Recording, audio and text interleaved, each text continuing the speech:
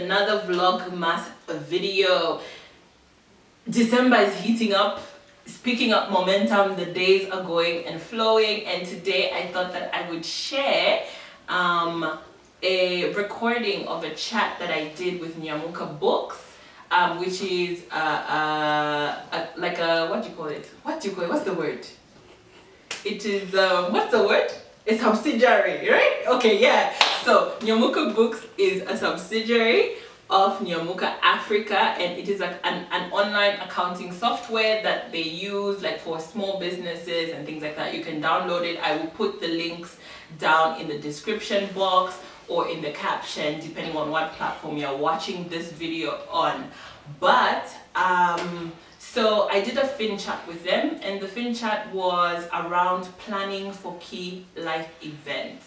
So I basically took Dave Ramsey's 7 baby step model, but of course I adapted the model for the sort of economy that we live in. It's something that I've been working on for the past 2 years, so I made like tweaks and alterations for things that have worked for me and that have worked for people that I know, and so that's the model that I use. But I don't want to explain too much because it is explained in the chat. So do stay tuned, watch the chat, and then remember to hit subscribe, remember to like, remember to reshare, so that, and hit the notifications so that you get notified every single time we post up a new video. To savings, to managing debt, to everything in there, investing and all these things. But obviously today, for the purposes of this chat, we are going to be talking about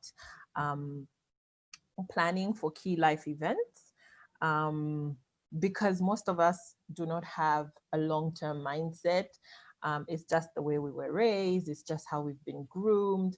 But now that we are in a better space, it is important that we start thinking about our life, like your timeline with your life, and you start planning for those key events so that when they come, they don't come as a shock or as a surprise. So I want to be able to share my screen. It's a very short presentation. I like to engage, so feel free, like Natasha said, to just type comments in the comments box. If anything I say stands out to you or resonates with you, or you have a question in between, feel free to just keep talking back. It really helps with learning and staying engaged when I'm talking, and then like if anything is jumping out at you, even if it's just one word, if it's planning, you type in the box planning. It helps with just keeping the information in your head, but it also encourages me to know that people are actually engaging back at me, because as is, I'm literally just talking at a computer, because now that I'm sharing my screen, I can't see you guys. So here we go. Like I've said, in our lives, we go through certain cycles. We are born, there's birth, we go to school, so there's nursery, there's secondary school, there's college. Some of us want to buy our first car after college. We want to rent a house or buy an apartment, and then we get married. Some people get into civil partnerships where they just start living together with a partner. At some point, you want to have children. At some point, there might be illness or disability that might happen. At some point in our lives, after we've worked for 20, 30 years, there's retirement. And then where we started off with birth, obviously there's a death that happens. It calls to all of us. And so at each point of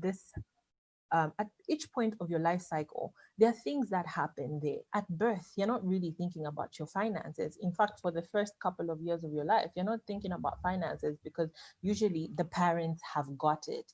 And then there's school. If you're in primary, secondary school, most of us are privileged enough that we don't have to think about school actively. But then there's college. Some people, you either have to, pull out of college because your parents can't afford it, or you might have to take out a student loan for college. Or for those of us who are parents, we are thinking of this cycle all over again, right? So like for me, I am at kids. I have a child, he's 5. So for me, when I had kids, I had to go through this cycle, but not for myself, for my child. There was birth, He's now at nursery school. Next year, he's going into grade 1. I'm thinking, what school is he going to? What sort of education do I want him to have? I started planning for his college because I don't want him to have student loan debt. There's the cars, there's the house and the apartments, there's illnesses, things happen in life. But ideally, these are things that are not supposed to come to us as a surprise or as an emergency. You want to be able to have thought far enough into the future, 20 years, 30 years into the future, that when these things come, you're supposed to say, oh, at least I have a plan. Even if you don't have it, all of it covered, but there should be certain things you've put in place that, you would have said, okay, this will help cushion me a little bit while I make a plan around this. So it's important for us to start thinking about our life cycle. Where are we now? Are you in college? Did you just start a business? Did you just start working? Are you a middle level manager like me? Are you looking to buy a house in the next 10 years? Those are things that you can start planning towards now. So when I think about planning for key life events, the thing that jumps out at me is the Dave Ramsey's 7 baby steps from his book, The Total Money Makeover. So he wrote about the 7 steps to financial freedom. And what the 7 steps do is they give you a sort of guide to how you should plan your finances. And in planning those finances, you'll find that most of these key life events are covered within that 7 steps. Obviously, I adapted Dave Ramsey's total 7 baby steps for Zambia because this book was written a couple of years ago, more than 10 years ago. Also, it was written for a different market from the one we live in. When you look at the sort of economy and lifestyles that the Americans have, it's very different from the ones that we have as Zambians.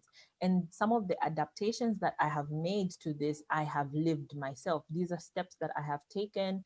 Obviously, not all of them, but these are steps that I've taken and I've tried and I've tested. And I know that these work, these resonate for a Zambian landscape or for an African landscape. So I will go through the 7 baby steps and explain each step pertaining to your key life event. Also, the 7 baby steps allow us to think long-term about our finances. It's not just about now. For most of us, especially now that we're at the end of the year, when we think about planning for our finances, we're thinking, oh, New Year's resolutions. New Year's resolutions doesn't go beyond 1 year for most of us. It's 12 months. And even then, you're failing at month 1. You're failing at week 2. So these baby steps at least give us a long-term view. What does my life look like now that I am 25, or now that I'm 20, or now that I'm 30? What does my life look like when I'm 50? What does it look like when I'm 45? So it allows you for a long-term view. It also is very key because the 7 baby steps are about starting from where you are.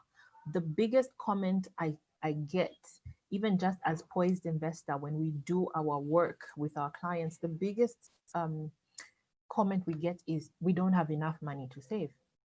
We don't have enough money to save. There is enough money to save, because when people are thinking about savings, you want to start thinking about big chunks of money. You're thinking 500 here, 1,000, 5,000 here. No, start from where you are.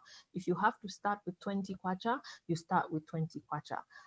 It might sound ridiculous when you say 20 kwacha because you're like, oh, it's too little, inflation. Yes, it's little, but it's more about the discipline and the momentum.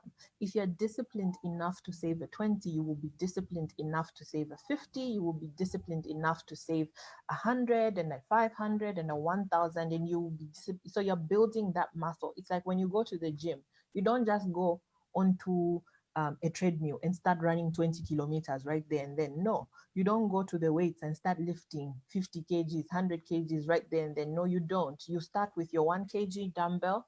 When you get strong enough, you move on to your 2.5 kgs, you move on to your 5 kgs, like that. You build your muscle. And the stronger you get, the more you can do.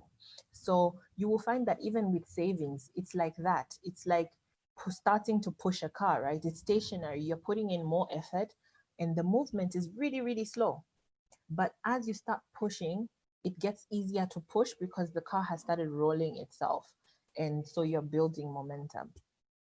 The next thing is starting from where you are allows you to take advantage of the power of compound interest. So compound interest is money basically growing itself. At some point, money does start working for itself. So compound interest, I'm trying to explain this. Sorry, I just got a little bit distracted. So what you do is when you put money away, it will earn interest. And then that interest will top up to the money that you've put away, the principal. So in the next cycle, you're earning interest on interest, and then it keeps growing like that. So you find that even if you're putting away 200 kwacha, over 20 years, the 200 kwacha looks very different, okay? There's a study I read, or was it somebody a video I watched, who was saying if you are 19, 18 in college and you start putting away a 500 kwacha every month and do nothing else at, is it 16%, you are going to be a millionaire in 20 years, in less than 20 years, actually. It's around year 17ish, somewhere there. But it's just you putting money away and it's working for itself. So every month, if you're just disciplined enough to like bank here, next month, bank, before you know it, it's going to be like, it's going to build itself. So at some point, even the amount of money you're putting in stops being so much because the interest will keep growing itself. So that's the power of compound interest. So what are the 7 baby steps? According to the Zambian version, according to Poised Investor adaptation. The first one is save up to 5,000 kwacha. Okay, so you want to build your muscle of saving. You also want to build a cushion for yourself that if anything happens, you have a base on which to fall. Okay, it is said that most of us are around $400 is what? So in the States, most people are around $400 away from getting into debt. So in the States, if an average human being had an emergency worth $400, then they have to borrow money to cover that emergency. So obviously, like I said, the Zambian landscape looks different. What you can do with $400 versus what you can do with $400 here is very different. So by our calculations at Poised Investor, we feel that 5,000 kwacha is a good base to start. So save up to 5,000 kwacha. And when we say save up to 5,000 kwacha, I'm not saying go and get a lump sum 5,000. If you have it, great. And if you do have a lump sum 5,000 kwacha, it looks to me then that base should increase for you. Okay? If you're able to pull off a lump sum 5 pin right now and go and save it, chances are you should increase that. Challenge yourself, okay? But have a base. So what is this base doing for you? 1, it's building your savings muscle. You're working towards it. 2, it's giving you a cushion, and psychologically, it's giving you some peace, okay? The next baby step is to pay off all your debt. Most of us are in debt. COVID has happened, businesses have gone down, people have been borrowing to stay afloat. So most of us are struggling with debt. So you make a plan around settling that debt. So that debt then, it holds you back, okay? It holds you back because now the money that you have is not your money, it's for somebody else. Also, debt is quite expensive because you have to pay it back, and you pay it back with interest. You will find that when you look at an investment might give you a payback of maybe 10%, 12%. But when you've Congolaed, the interest that they're charging you, it's looking like, oh, 30%, 35%. So you see the difference. Debt is very expensive. It's expensive on your money, but also it's expensive psychologically because you are thinking about it everywhere you go. You can't even post a selfie looking nice because you know your debtors are watching and they'll call you right there and then, right? But also debt is stopping you from planning because all the money that you have, it has to go somewhere. So it's stopping you from planning. You want your child to go to a nice school, you've got Nkongole. You want to maybe save up for a car, you've got Nkongole. You know, those things. So you want to pay off your debt, except long-term backlogs or mortgages.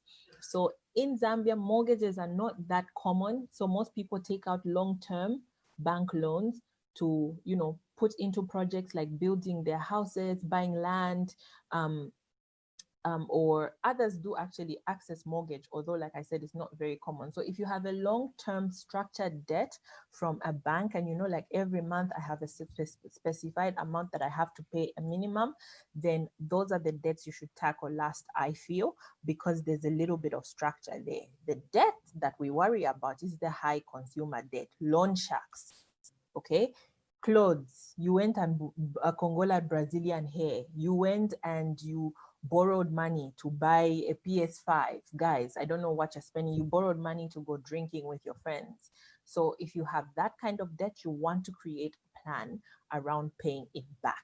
When your debt is gone, that money that is left free, you can use it to then start feeding into your long-term key life events, like planning to buy a car, like planning for school, like planning to buy a house, right?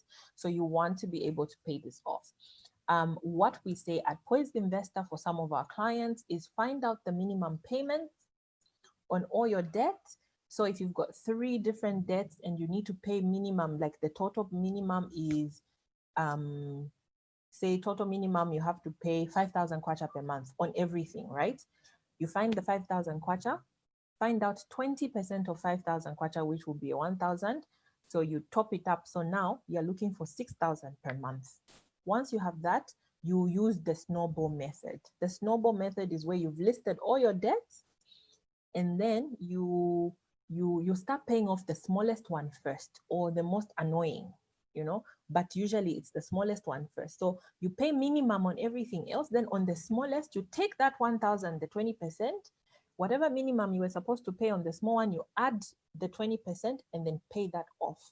And then when you finish the smallest one, that amount you would take into the smallest one with the 20%, you roll it over and you pay off the second smallest one. So it becomes like a snowball. It's like rolling down a hill, right? So the ball is becoming bigger and bigger. So your money is becoming bigger and bigger, and you're able to pay off your debt that way. So you use that method there. Next, baby step number 3, save up to 20,000 kwacha or 10 months worth of expenses. If you are a follower of Poised Investor, you will notice that the numbers have changed there. Normally we'll tell you save from 3 to 6 months of expenses. Now we are saying 10 months. Why? Because our lifestyles have changed. COVID has happened. We can't run away from it. It is here to stay. In other countries, the second wave of shutdowns has started, meaning businesses are shutting down again. Now that it's getting colder, we are expecting to see that more and more businesses will shut down. There will be more lockdowns. Business will slow down a little bit more. So if you have the capability to save up money, you want to save up to 10 months worth of your expenses. So what are your expenses? If you pay rent, 2,000, food, 1,000, transport, 1,000, whatever, those things that you need to live your life on a daily basis. I'm not talking about luxuries. If you pay for Netflix and DSTV together, those are luxuries. Don't add them. If you like to go out with your friends every Friday night and it's in your budget, those are luxuries. Don't add them. Just the bare minimum, okay? 10 months. So if, for instance, your total bill for the month is 3,000 kwacha, you want to multiply 3,000 kwacha times 10, which comes to 30,000 kwacha, and you want to be able to save up to 10,000 kwacha. So what that has done is you have cushioned yourself for short-term key life events. So if my child is here now, he's at nursery school, and in grade 1, he needs to change schools, and the school is a little bit more expensive. If I have 10 months of savings, then I can use that to pay the school fees and then replenish that fund, okay? So that baby step number 3 is if you have if you have a baseline, if your 3 months is supposed to be, if your 10 months worth of savings is supposed to be 30,000 or 20,000, it mustn't go below 20,000. If it goes below 20,000, you must quickly replenish it so that it remains stable at 20,000. There are tips and tricks. Obviously, we don't have enough time here, but there are tips and tricks. If you have a lump sum amount of money, there are high interest savings accounts. There are high interest flexi fixed deposits that you can put this money in, because it's for short-term use. You want to be able to access it quickly if you have an emergency or a need. So there are places where you can put these amounts of money so that if you need to access it quickly, you access it quickly, but also because of inflation, it's at least earning you a relatively high amount of interest. Okay. So that's baby step number 3. And we have covered key life events like births, like school, you know, short-term things. If you're saving up for a car, you would save it around there as well. You would just add another line in your budget of savings and you would save it around there. Okay. Next, you're going to baby step number 4. You are tackling retirement. You are tackling possible disability. So you want to invest 15 to 20% of your income for retirement. So if we talk about retirement here, we're talking about NAPSA. So if you work, NAPSA is your retirement plan. You want to be sending money there.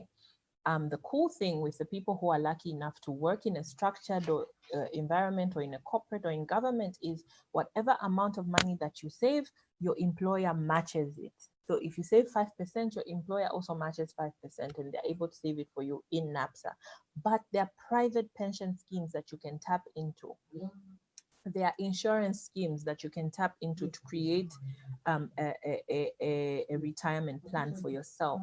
Okay, so try. If you are, I always say, if you're below 25, if you are single, you don't have any children, 20% of your income should be going towards you saving for retirement, because it means you have less responsibilities.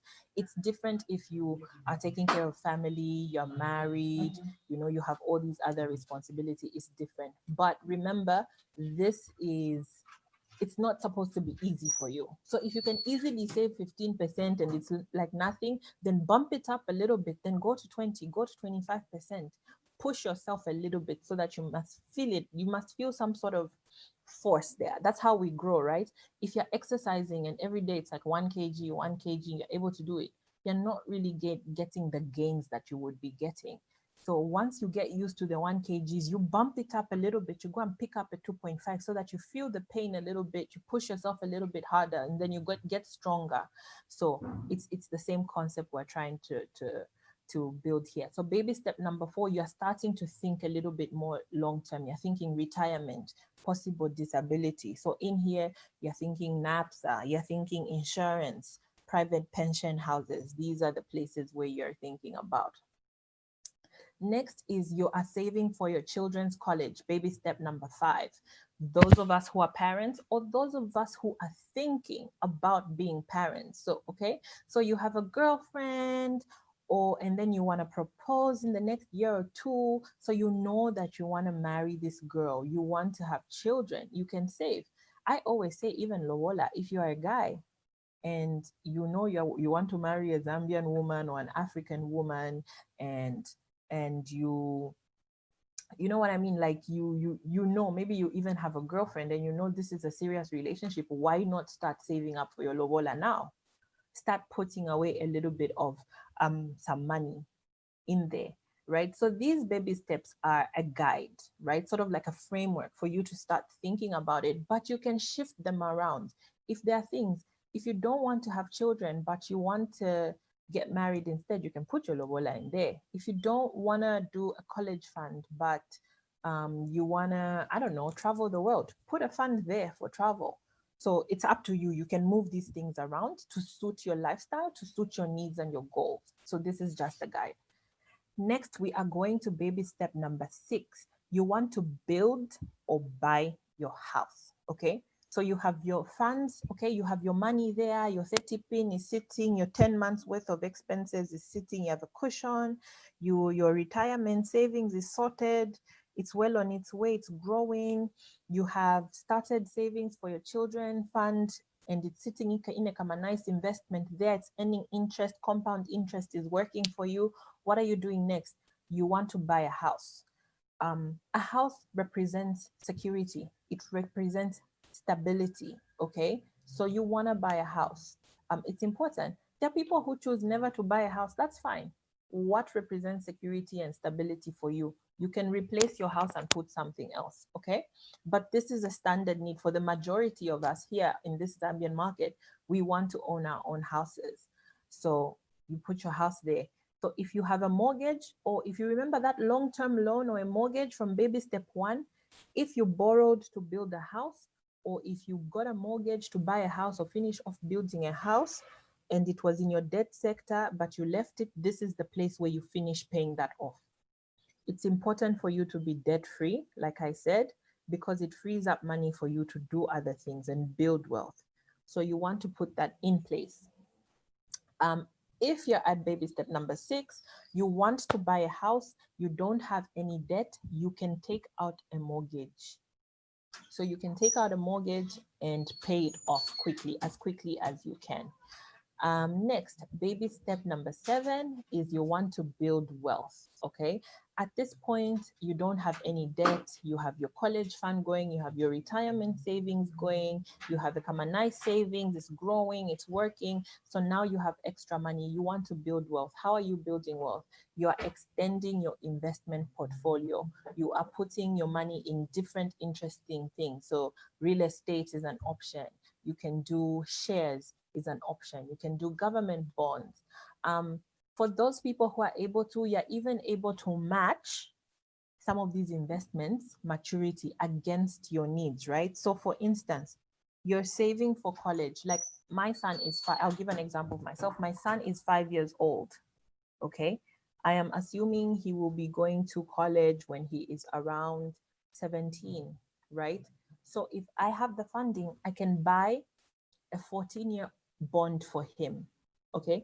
I can invest a lump sum amount of money into a 14-year bond that will mature. So 5 years already, if you top up 5 years on 14 years on 5, it's 19, right? So I'm assuming he would have finished at 17, started applying for colleges by the time he's 18, and by the time he's 19, he has to go to college. So I can match the maturity, I can buy a bond and match the maturity of the bond against what is needed. So it can specifically be for that. Or I can do like maybe I want to buy a house in 2 years, or I want to build a house in 2 years. I can have a lump amount that I invest in, whatever instrument that will mature in 2 years, so that when it matures in 2 years, I have a lump sum amount to put down as a down payment for my house. I don't know if that's making sense, like matching your goals and certain key life events against your investment, so that as this is maturing, then I have the money to invest. It will not make sense for you to say, oh, my child has to go to, okay, maybe in grade 8, I want him to go to a very nice, expensive school, and he'll need a big lump sum of money, which is maybe in 7 years, right? But then I decide to make a 14-year bond investment. It won't make sense, because by 7 years, I will be stressed out looking for money, and it will come out like it's an emergency, when it really isn't an emergency, because it's something I could have planned towards. So you are matching your goal. It's very, very important. So maybe I should say here that it's important to be very clear about your goals, your life goals, your long-term goals, what you want to do with your life in 30 years, in 20 years. It's very, very important, because when you know those things, then you can set goals at different places in your life. Then you can match what you're doing with your money against those things, right? I don't know if that makes sense. And then, so once you start building wealth, your compound interest is growing, your investments are bringing you good returns, you have a long-term view, you've got bonds, shares, you've got real estate investing, or you've built a business that you've invested in and it's bringing you wealth. You give back to your community. Giving is so important, because in our African culture, there's this thing we talk about, oh, black tax. So you're right, we make jokes about it. Some of us are products of black tax. Some of us couldn't pay for college by ourselves, so your aunties had to pitch in, your uncles had to pitch in, and now we are in a place where you have built wealth. You've gotten to a place where you're comfortable enough that you can give back. So give back to your relatives. Give back to your communities. You see some things are happening in your communities. The kids who are starving, the kids who can't go to school, they don't have food, they don't have clothes. Find places deliberately where you can give back small amounts. And giving back isn't just about money, it's also about giving of your time, it's about giving of your knowledge so that you help better other people's life. It is fulfilling, it helps you walk in purpose. And yeah, that's why we're on this earth. You build yourself. There's this saying they say, blessed to be a blessing. So once you're blessed, once you get to this place where you're comfortable, you become a blessing to somebody else's life. And for me, giving, I feel, is sort of like an investment. I want to be able to be in a place where if I do something good or I do something nice or I impact somebody's life positively today, and my son needs something in the future, they could be like, oh, that Jayne Mazimba, that's this so and so, that's the mom, she did this for me, she did this for my dad, or she did this for me, for my son. And so they'll be willing to help you out. So it's like investing into the future as well, but in different ways. Okay, so that's basically my presentation for the day on planning for your key life events.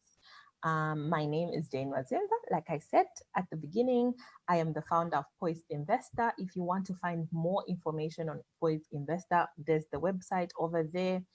That's my Twitter, the Poised Investor Twitter, Facebook, Instagram. It's still Poised Investor anywhere. If you want to connect with me on a personal level, feel free to follow me on Instagram at Jayne Mazimba. I am also Jayne Mazimba on Facebook.